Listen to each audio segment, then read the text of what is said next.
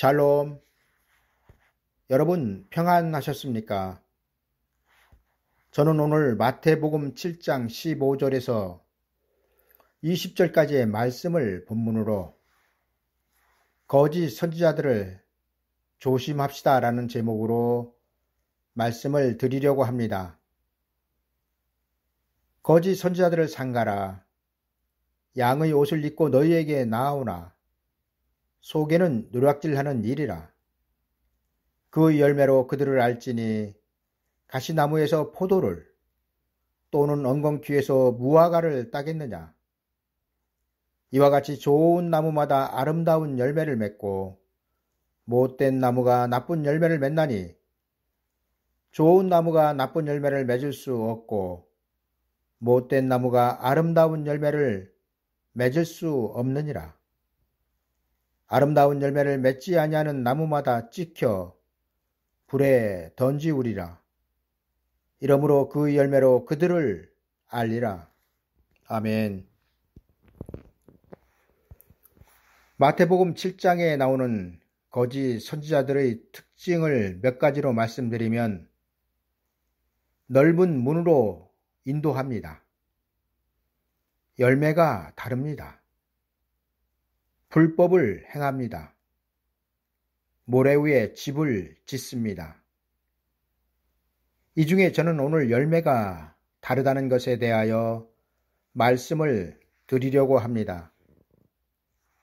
예수 그리스도께서 종말을 살아갈 사람들에게 특히 강조하여 말씀하신 내용은 나를 믿고 구원을 받으라는 말씀이 아니었습니다. 성경 66권 어디를 찾아보아도 예수 그리스도 재림 때 구원받을 대상들에게 하나님은 주 예수를 믿어야 구원을 받는다고 말씀하시지 않으셨습니다. 그러나 예수 그리스도의 초림 때에는 어떠하였습니까? 성경은 이때에 대하여 주 예수를 믿으라. 그리하면 너와 내 집이 구원을 받으리라. 내가 만일 내 입으로 예수를 주로 시인하며 또 하나님께서 그를 죽은 자 가운데서 살리신 것을 내 마음에 믿으면 구원을 얻으리니 사람이 마음으로 믿어 의에 이르고 입으로 시인하여 구원에 이르느니라 기록하고 있습니다. 그렇다면 왜 성경은 예수 그리스도의 재림 때 구원받을 자들에게는 예수 그리스도를 믿으라는 말씀을 기록하고 있지 않을까요? 여러분, 그 이유는 예수 그리스도의 재림 때 구원의 대상은 초림 때 구원의 대상과는 다르게 이미 예수 그리스도를 믿고 있는 사람들이기 때문입니다.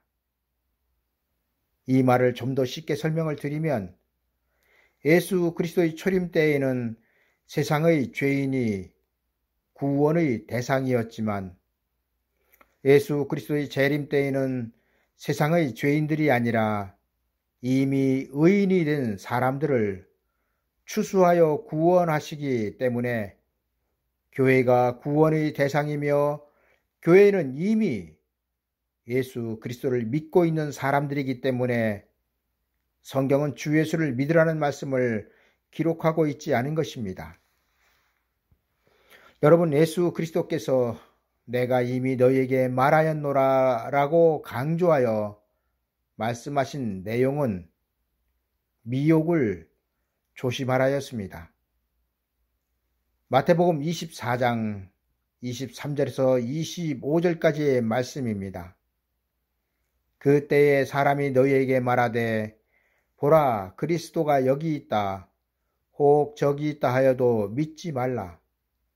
거짓 그리스도들과 거짓 선지자들이 일어나 큰 표적과 기사를 보이어 할 수만 있으면 택하신 자들도 미혹하게 하리라.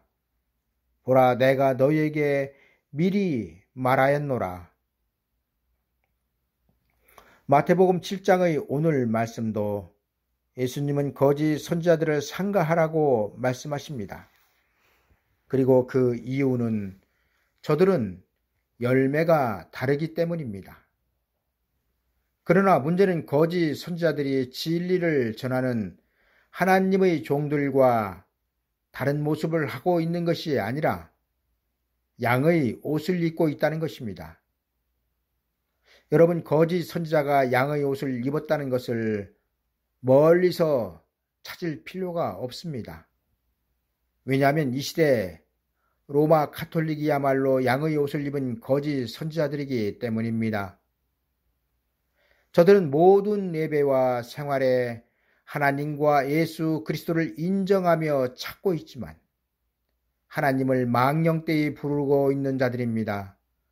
저들은 하나님과 잡신을 겸하여 섬기고 있으며 피조물인 마리아를 예수 그리스도와 동등한 위치에서 섬기고 있습니다. 여러분, 저들은 처녀 마리아를 동정녀라고 추켜 세우고 있습니다만 마리아는 한낱 죄인 중에 한 사람일 뿐입니다. 성경은 마리아에 대하여 엘리사벳을 통하여 여자 중에 복된 자, 내 주의 모친 등으로 증거하고 있습니다. 여러분, 마리아는 엘리사벳이 증거한 그 이상도 그 이하도 아닙니다. 그러나 로마 가톨릭 신자들이 하나님께 올리고 있는 시복성 기도문을 보면 예수 그리스도를 통하여 빈다고 말하면서 천주 성모 마리아님, 저희를 위하여 빌어주소서, 모든 성인 성녀님, 저희를 위하여 빌어주소서라고 기도하고 있습니다. 그러나 여러분, 성경은 무엇이라고 가르치고 있습니까? 하나님과 사람 사이의 중보자는 오직 예수 그리스도 한 분뿐이라고 가르치고 있습니다. 물론 동정녀 마리아에 대하여는 깨어있지 못한 개신교인들도 사도신경으로 신앙을 고백하면서 동정녀로 부르고 있습니다만 성경 어디에도 마리아를 동정녀라고 기록한 성경은 없습니다.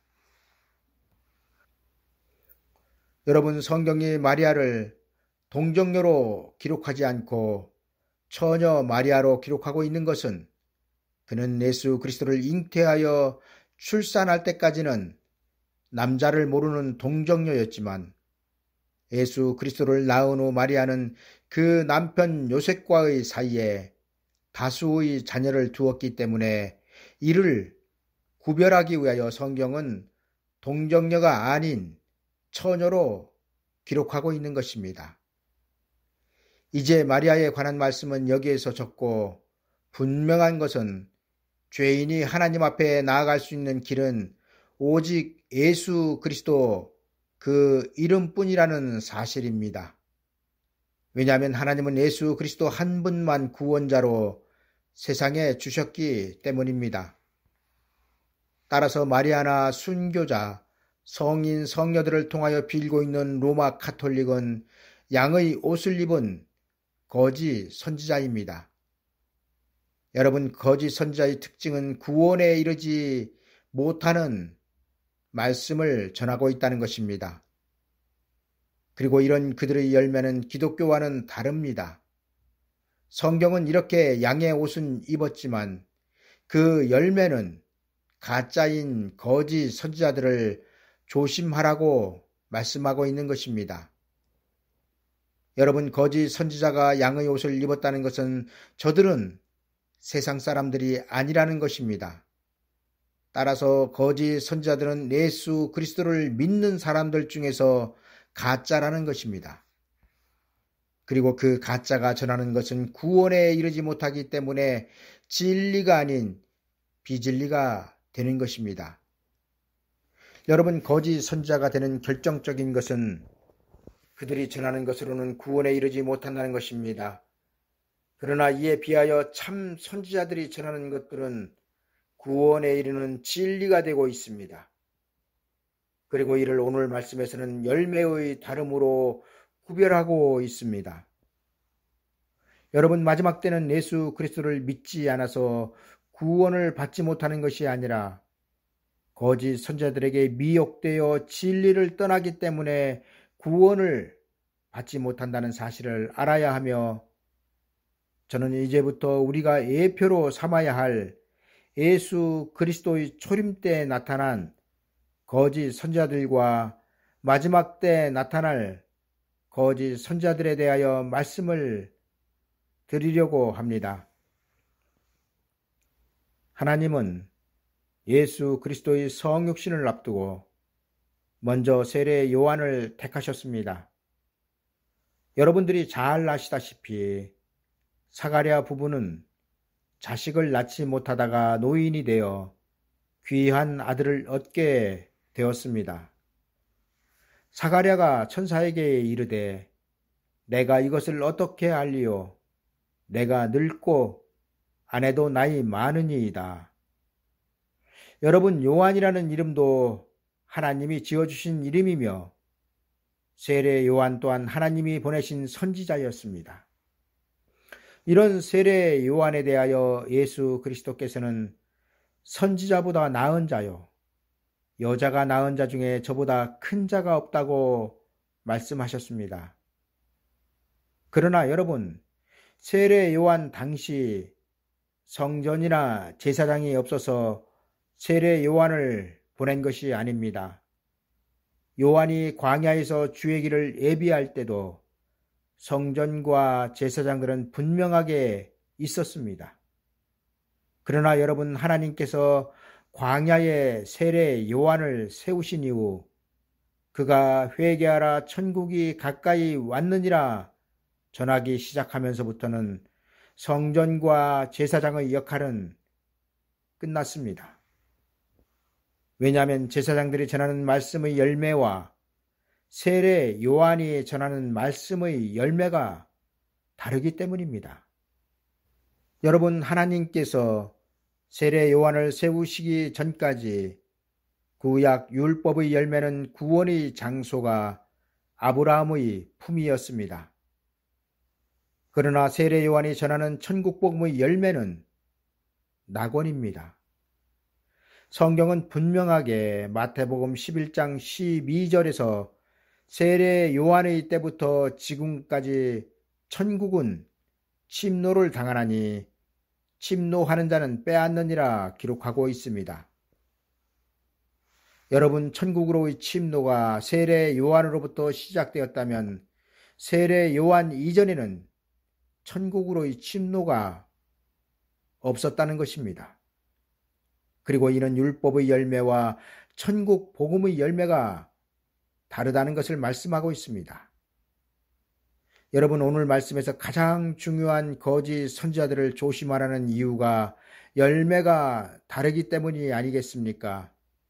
그리고 그 열매로 그들을 알리라의 핵심은 구원의 열매는 구원의 장소를 말씀하고 있다는 것입니다. 여러분, 율법의 열매는 아브라함의 품이었으며 그 대상은 유대인들이었습니다. 그리고 세례 요한 이후 천국 복음의 열매는 낙원이며 그 대상은 세상 사람들이었습니다. 그러나 하나님께서 준비하신 구원의 열매가 낙원으로 끝나는 것이 아닙니다. 하나님은 예수 그리스도의 재림 때 또 한 번의 열매를 그 백성들에게 요구하실 것입니다. 그리고 이를 위하여 하나님은 영원한 복음을 교회에 주실 것입니다. 여러분, 영원한 복음의 열매는 장차 예수 그리스도께서 재림을 하셔서 이루실 천년 왕국이며 천년 왕국에 들어갈 대상들은 죄인이 아닌 의인들만 들어가는 것입니다. 여러분, 영원한 복음의 열매를 맺기 위해서는 반드시 좁은 길, 좁은 문으로 들어가야 하며 이 열매는 영혼 구원이 아니라 영육 구원이 될 것입니다. 많은 사람들은 열매를 그 사람의 신앙 상태를 말하는 것으로 해석을 합니다. 그러나 오늘 성경에서 말씀하고 있는 열매는 상급의 열매가 아니라 구원의 결과를 말씀하고 있음을 알아야 합니다. 여러분, 성경이 열매에 대하여 말씀하실 때는 시대가 바뀔 때입니다. 예를 들어 율법 시대에서 은혜 시대로 바뀔 때, 은혜 시대에서 환란 시대로 바뀔 때 그 열매가 다르다는 것을 성경은 증거하고 있습니다. 오늘 말씀의 중심도 바로 시대가 바뀔 때의 열매를 말씀하고 있으며 새로운 구원의 열매를 전한 세례 요한과 같이 되기 위해서는 깨어 있어야 합니다. 그러나 하나님께서 새로운 열매를 원하실 때 깨어 있지 못한다면 구원자이신 예수 그리스도를 죽인 유대인들과 같이 될 것입니다. 여러분, 천국복음은 율법 시대가 끝나고 하나님께서 세상에 베푸신 구원의 진리입니다. 그리고 천국복음의 열매는 낙원입니다. 우리는 누가복음 16장의 부자와 거지 나사로의 사후 세계를 통하여 율법 시대 구원받은 자들이 들어가는 장소는 아브라함의 품이었음을 보았습니다. 그러나 세례 요한 이후 천국복음의 열매는 하나님의 백성들을 더 이상 아브라함의 품으로 보내지 않습니다. 왜냐하면 예수 그리스도께서 낙원에 계시기 때문입니다. 예수님은 십자가에서 구원 얻은 강도에게 오늘 내가 나와 함께 낙원에 있으리라 말씀하시므로 아브라함의 품은 구약의 열매로 끝났음을 보여주고 있습니다. 그러나 낙원은 구약의 열매로는 갈 수 없었던 장소이며 예수 그리스도의 십자가 이후에 열린 새로운 구원의 장소입니다. 그리고 이 구원의 장소는 천사들이 예수 그리스도의 재림의 나팔을 불기 직전까지 계속 열려 있을 것입니다. 그러나 천사들이 예수 그리스도의 재림을 알리는 나팔을 불기 시작하면 천국 복음의 열매는 아브라함의 품이 끝났듯이 구원을 끝낼 것입니다. 왜냐하면 천국 복음의 열매는 낙원이기 때문입니다. 여러분, 아브라함의 품이나 낙원은 죽어야 갑니다. 그리고 부활을 하여야 천국에 들어갈 수 있습니다. 그러나 예수 그리스도께서 재림을 하셔서 이루실 천년 왕국은 죽은 후 들어가는 곳이 아니며 부활하여 천국으로 가는 곳이 아닙니다. 그리고 이는 신약시대 성도들의 구원이 아브라함의 품을 거치지 않는 것처럼 예수 그리스도의 재림 이후 구원은 낙원을 거치지 않는 구원이 될 것입니다. 이제 말씀을 정리하겠습니다. 성경은 율법의 열매를 아브라함의 품, 천국 복음의 열매를 낙원, 영원한 복음의 열매를 천년왕국으로 증거하고 있습니다. 그리고 이를 모르면 시대를 분별할 줄 모르는 것이 됩니다. 여러분, 하나님은 각 시대마다 법을 세우셨고 그 법을 따라 구원하셨습니다. 여러분들이 잘 아시다시피 하나님은 율법을 모세를 통하여 세우셨습니다. 그러나 2000년 전 하나님은 모세를 통하여 세우신 그 율법을 그 아들 독생자 예수 그리스도를 통하여 성취하시고 그 율법을 폐하셨습니다. 이로써 율법의 열매도 끝난 것입니다. 여러분, 예수 그리스도를 통하여 하나님께서 율법을 폐하셨다는 것은 율법으로 어떤 구원을 끝내셨다는 것입니다. 그리고 2000년 전 하나님은 그 아들의 이름으로 새로운 법을 세상에 주셨습니다. 그리고 그 새로운 법은 천국 복음이며 천국 복음의 열매는 낙원인 것입니다. 그러나 우리에게는 아직 이르지 않은, 아직 우리에게 오지 않은 하나님의 복음과 법이 남아 있습니다. 그리고 그 복음은 영원한 복음이며 이 영원한 복음은 예수 그리스도의 재림 때 성취될 것입니다. 여러분, 율법으로는 낙원으로 들어갈 수 없었듯이 낙원에 가는 복음으로는 살아서 가는 천년왕국에 들어가지 못합니다. 그리고 이것이 바로 그 열매로 그들을 알리라의 말씀의 핵심입니다. 여러분, 시대 따라 하나님께서 주시는 법에 따라 구원의 열매가 다르다는 것을 우리는 인정해야 합니다. 그리고 이를 아는 것이 비밀인 것입니다.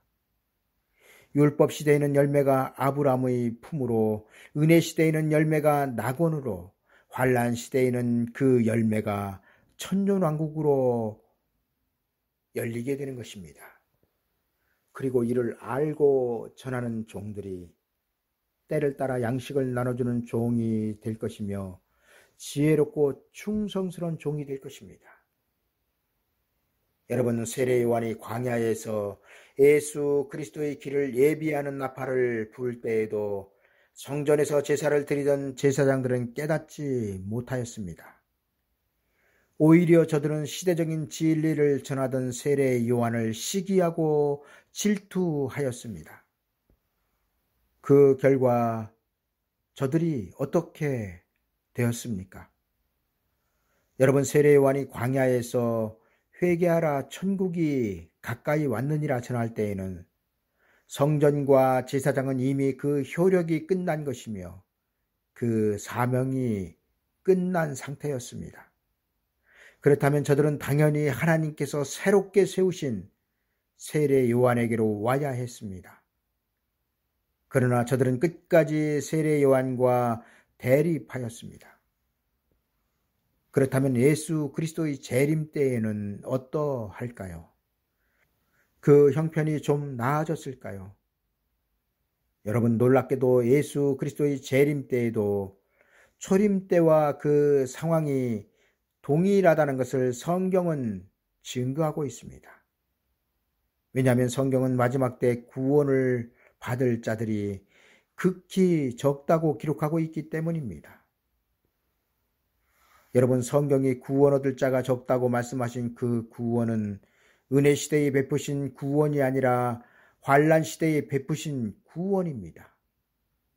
따라서 하나님께서 환란 시대에 베푸실 구원에 대하여 알지 못하면 두 증인의 1260일의 예언이 시작되면 은혜 시대에 하나님께서 세우신 종들은 거짓 선지자가 될 것입니다. 그리고 이는 예수 그리스도의 초림 때 나타났던 현상과 동일한 현상이 될 것입니다. 여러분, 예수 그리스도의 초림 때 세례 요한이 광야에서 길을 예비함으로 그 이후 제사장들이 성전에서 제사를 드리는 것은 거짓이 되었습니다. 그리고 예수 그리스도의 재림 때 두 증인이 예언을 시작하면 은혜의 때에 세워진 교회에서 전하는 것은 거짓이 되는 것입니다. 그리고 이렇게 되는 이유는 저들이 전하는 구원의 열매가 다르기 때문입니다. 여러분, 구원에 이르는 진리는 반드시 그 열매로 구원의 장소에 하나님의 백성들을 인도하여야 합니다. 예수 그리스도의 초림 때 끝까지 세례 요한과 대립한 제사장들처럼 거짓 선지자가 되지 않기 위해서는 반드시 예수 그리스도 재림 때에는 구원에 이르는 진리를 전해야 합니다. 그리고 이런 자들에게 하나님은 다음과 같이 말씀하실 것입니다. 그 주인이 이르되 잘하였도다 착하고 충성된 종아, 내가 작은 일에 충성하였음에 내가 많은 것으로 내게 맡기리니 내 주인의 즐거움에 참여할지어다. 아멘. 감사합니다.